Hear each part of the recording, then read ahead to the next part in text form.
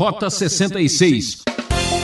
E a gente pode ficar perguntando, mas afinal de contas, o que é isso? O que está acontecendo? Será que por causa de um altar vai acabar o mundo? Aqui é Beltrão abrindo mais um Rota 66. E do jeito que as coisas estão, o negócio é colocar o Rota na rua. Hoje o professor Luiz Saião vai mostrar o que acontece quando há mau entendimento. E você já sabe, quem não se comunica, se complica. Tema do capítulo 22 de Josué. Nem sempre é fácil ser compreendido, afinal, comunicação não é o que você diz, é o que os outros entendem. Tem gente que entende, mas não compreende. Tem gente que escuta, mas não ouve. Portanto, peço a sua atenção para essa explicação do professor Saião.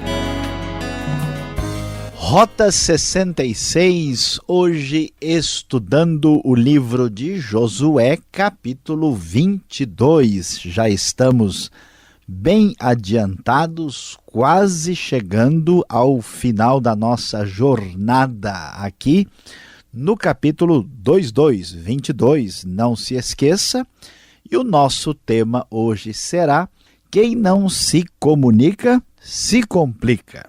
Quando lemos o texto na Nova Versão Internacional da Bíblia, no começo do capítulo 22, vamos encontrar as seguintes palavras: Josué convocou as tribos de Ruben, de Gade e a metade da tribo de Manassés e lhes disse: vocês fizeram tudo o que Moisés, servo do Senhor, ordenou.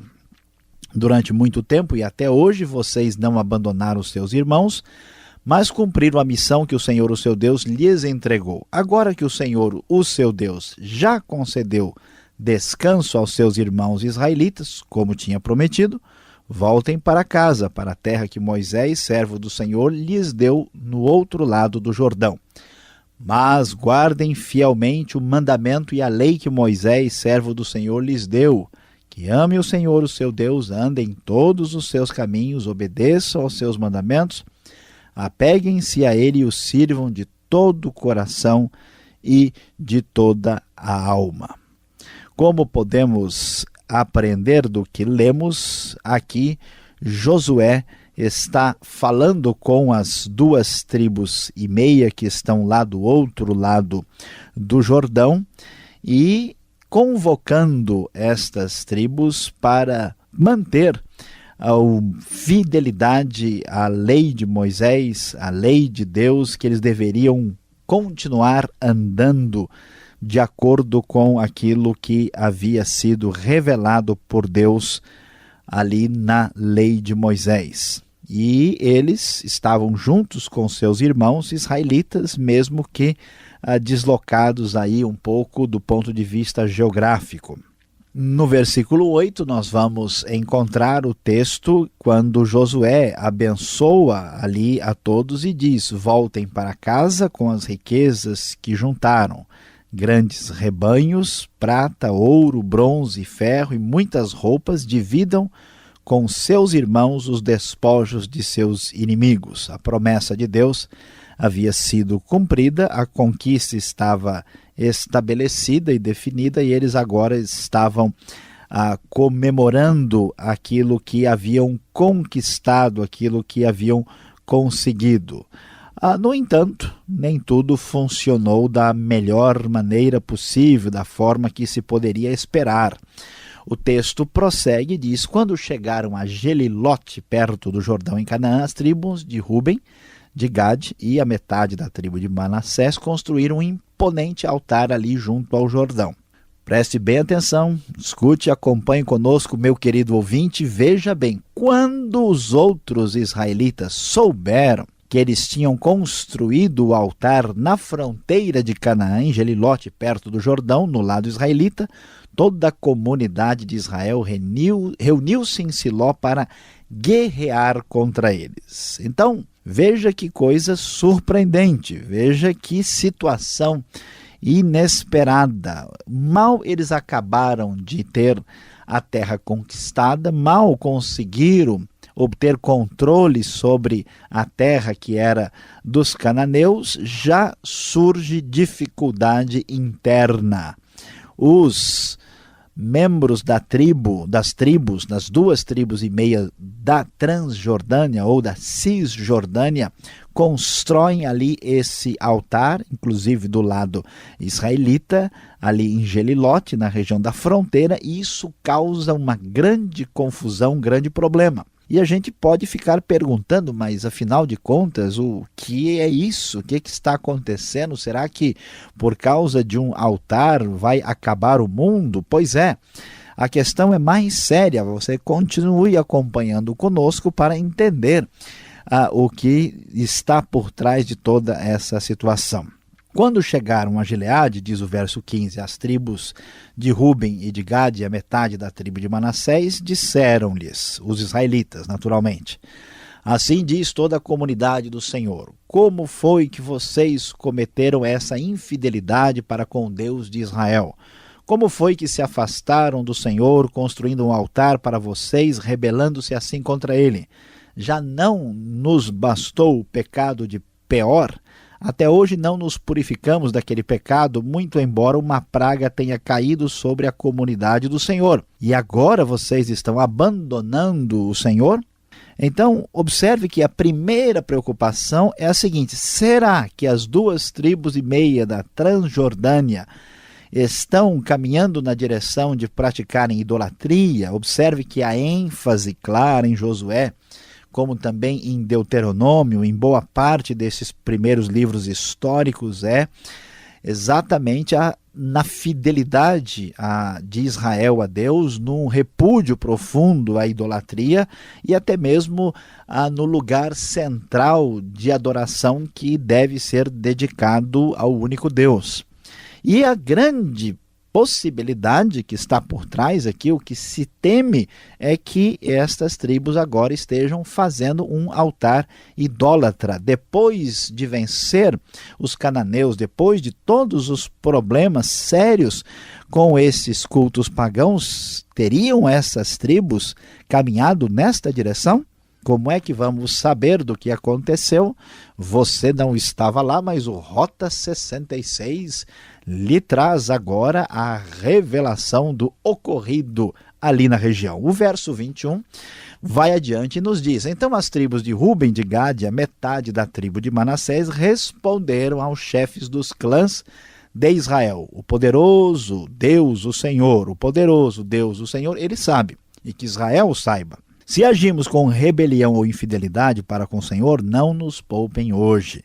Se construímos nosso próprio altar para nos afastarmos do Senhor e para oferecermos holocaustos e ofertas de cereal ou sacrifício de comunhão sobre ele, que o próprio Senhor nos peça contas disso. Ao contrário, fizemos isso temendo que no futuro seus descendentes digam aos nossos: que relação vocês têm com o Senhor, com o Deus de Israel? Homens de Ruben e de Gade, o Senhor fez do Jordão uma fronteira entre nós e vocês. Vocês não têm parte com o Senhor, assim os seus descendentes poderiam levar os nossos a deixarem de temer o Senhor. É por isso que resolvemos construir um altar, não para holocaustos ou sacrifícios, mas para que esse altar sirva de testemunho entre nós e vocês e as gerações futuras, de que cultuaremos o Senhor em seu santuário com nossos holocaustos, sacrifícios e ofertas de comunhão. Então, no futuro, seus descendentes não poderão dizer aos nossos: vocês não têm parte com o Senhor. Então, observe que nesse momento nós vamos descobrir que o problema era de comunicação. Quem não se comunica se complica. Vamos observar claramente aqui no texto.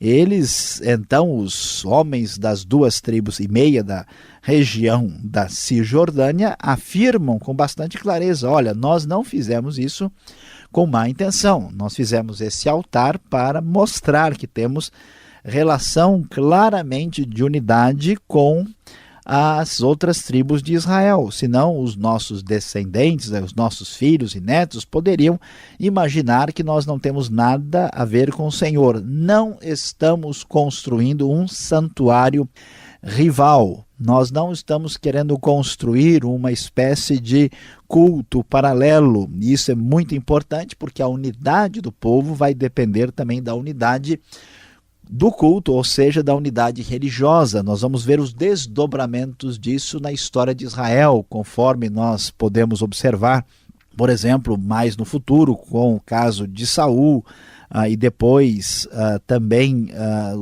depois do reinado de Davi e de Salomão, quando há a divisão do reino e esse elemento de concorrência religiosa se manifesta na história de Israel, especialmente depois da divisão entre o norte e o sul. E então o texto prossegue e nos traz mais luz sobre o assunto. Versículo 28 nos diz: E dissemos, se algum dia disserem isso a nós ou aos nossos descendentes, responderemos, vejam a réplica do altar do Senhor que os nossos antepassados construíram, não para o holocausto do sacrifício, mas como testemunho entre nós e vocês. Longe de nós nos rebelarmos contra o Senhor e nos afastarmos dele, construindo para holocaustos, ofertas de cereal e sacrifício um altar que não seja o altar do Senhor, o nosso Deus, que está diante do seu tabernáculo. Não era essa a intenção.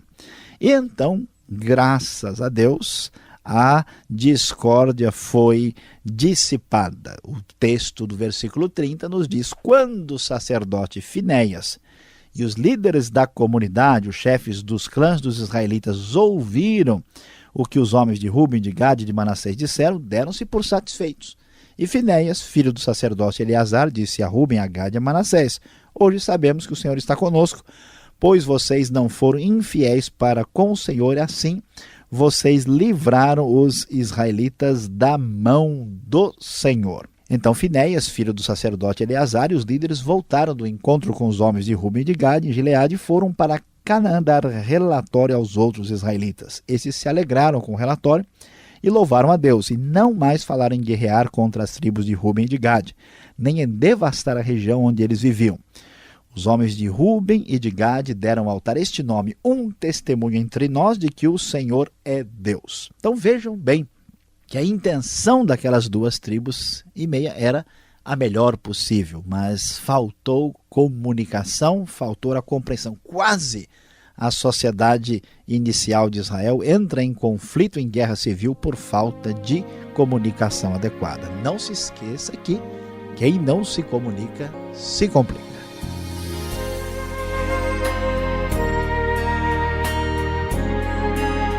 Rota 66, o caminho para entender o ensino teológico dos 66 livros da Bíblia. Essa é a série de estudos no livro de Josué, destacando hoje o capítulo 22. Tema desta aula: quem não se comunica se complica.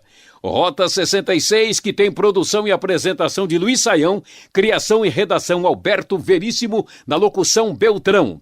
E marque lá: Caixa Postal 18.113, CEP 04626-970, São Paulo, capital. E-mail, rota66@transmundial.com.br, numa realização Transmundial.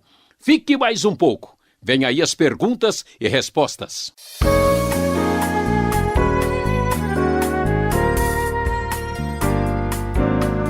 As perguntas, uma aplicação dinâmica para o nosso aprendizado aqui na aula do professor Luiz Saião, no capítulo 22 de Josué. E a primeira pergunta é olhando este quadro aí de guerra. Essa reação do povo não é um pouco exagerado demais, justamente com as tribos que são irmãos, que estão indo para o outro lado do rio? Pois é, pastor Alberto, de fato, olhando assim para o texto, a gente fica até um pouco assustado, né, e percebe aí algo que para alguns até vai trazer um certo escândalo, né? Mas como pouca coisa faltou para o pessoal pegar em arma, né? Mas o que acontece aqui? Existe uma ênfase teológica muito clara, tanto em Deuteronômio como também em Josué, que é aquela crítica forte contra a idolatria, né? Vamos lembrar que lá em Deuteronômio o texto diz assim, ó, se o seu irmão, sua pessoa bem próxima, resolver adorar outro Deus, você não tem a pena deles. Por que isso é tão importante e significativo? Porque o povo de Israel já tinha aprendido que se eles negociassem a sua fidelidade a Deus, isso significaria o fim deles, né? Eles não resistiriam eles seriam engolidos ali pelos cananeus, então isso está muito definido. E para lidar com isso, eles precisavam claramente ter uma unidade de culto e uma unidade religiosa, o que passava pela ideia também de um local único para, vamos dizer assim, garantir essa espécie de unidade. E aqui o que acontece é o seguinte: o pessoal está começando a construir um altar lá, a gente não sabe direito o que está acontecendo. Será que eles estão, criando aí uma outra vertente religiosa, vão estar separando o povo que nem se uniu ainda e caminhando numa direção idólatra? Isso significa o fim de tudo, Então, por isso, eles que depois de muita luta e depois de muitos erros, é interessante eles mencionarem, vocês lembram o que aconteceu em Peor, lembra do Acã, nós não recebemos a ira de Deus, vocês são malucos, vocês vão fazer alguma coisa agora para acabar com a gente, Então, a atitude foi assim muito forte em função daquilo que parece ser o perigo aqui, e que a gente vai descobrir que depois é um problema de comunicação, e reforça mais uma vez a teologia monoteísta do livro de Josué. Não seria então um radicalismo religioso aqui deles? Para a nossa mentalidade, sim, mas a gente não pode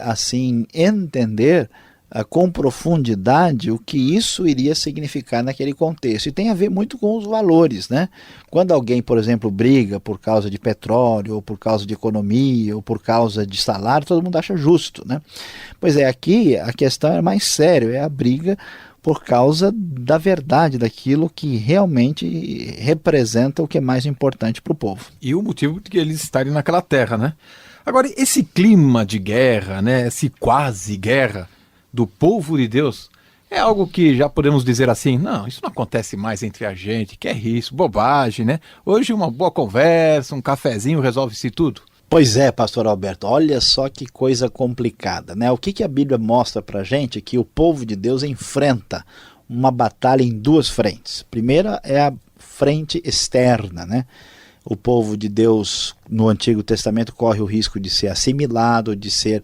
destruído pelos inimigos, eles correm o risco de serem destruídos pela influência religiosa externa. No Novo Testamento eles sofrem perseguição. Então sempre existe uma luta contra o inimigo externo. O problema é que existe a luta interna, A luta interna tem a ver com apostasia, tem a ver com o desvio religioso, tem a ver com o enfraquecimento e o descaso na fé e o problema sério que é a desunião e até o confronto entre os próprios membros da fé. Nós vamos ver que isso é um problema que aparece, As suas pontas aqui começam a se manifestar. A gente vai ver isso em Israel, na história, vai ver que o reino se divide, que dá uma confusão danada.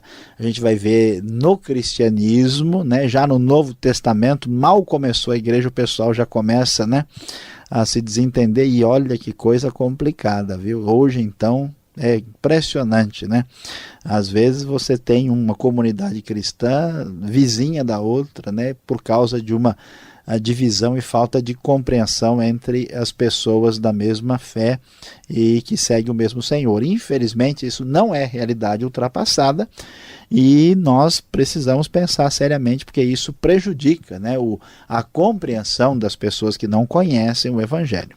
Antigamente a gente dizia que 2 ou 3 homens reunidos já daria muita confusão.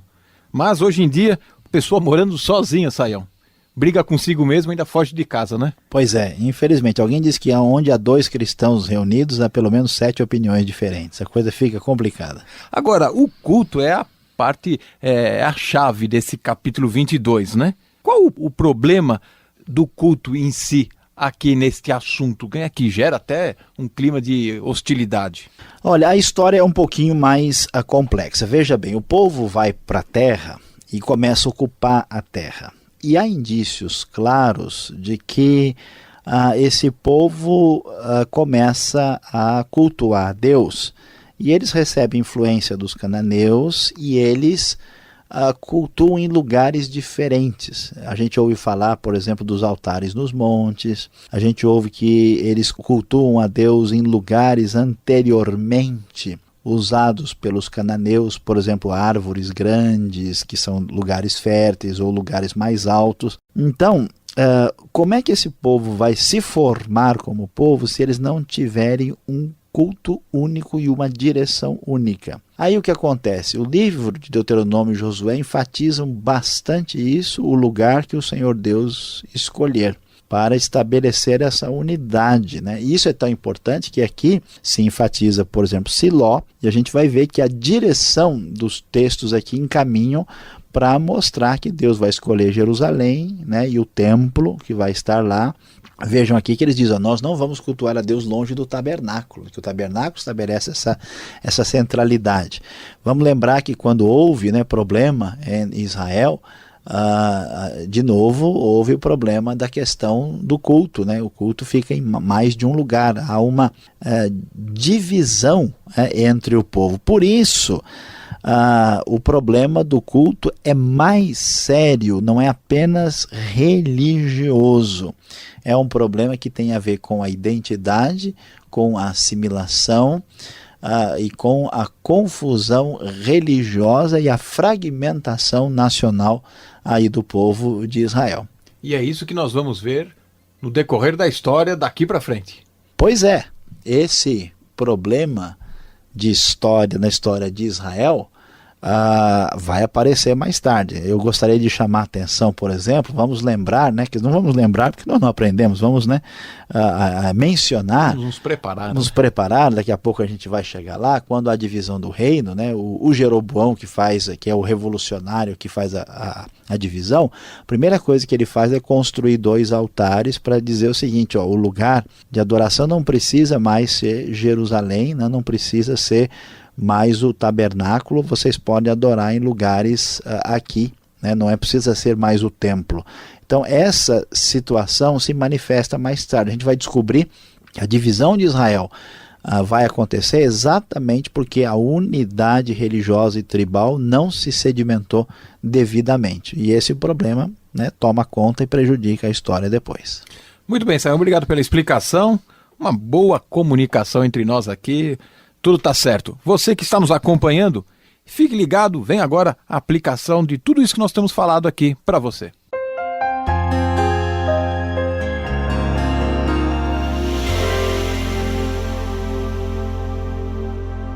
Hoje, aqui no Rota 66, você estudou o capítulo 22 de Josué e descobriu que quem não se comunica se complica. As tribos de Ruben e de Gade e a metade da tribo de Manassés começaram a fazer um altar e tiveram que dar as devidas explicações e mostrar quais eram as suas motivações para não criarem grande problema no Israel antigo. E qual era a grande preocupação que criou toda essa celeuma? Tinha a ver com a unidade do povo de Deus. E a grande lição que nós aprendemos aqui é que a unidade deve prevalecer. Nós temos um Deus único, um Deus que tem somente um plano de salvação, é uma só fé, um só Senhor, um só batismo, e portanto não podemos fazer com que as nossas especificidades, as nossas peculiaridades, o nosso gosto pessoal, o nosso interesse possa prejudicar a unidade, a harmonia dentro do povo de Deus. Aqui o problema foi resolvido e a pergunta vai para você: como está a sua vida? O seu problema está resolvido? Você caminha na unidade ou você está na contramão do ensino bíblico? Que Deus abençoe o seu coração no dia de hoje. Fim de mais um Rota 66. Na técnica de som, o meu companheiro aqui, Paulo Batista, ali sorrindo do outro lado. Até o próximo programa nessa sintonia e horário. Mais informação no site transmundial.com.br. Aquele abraço.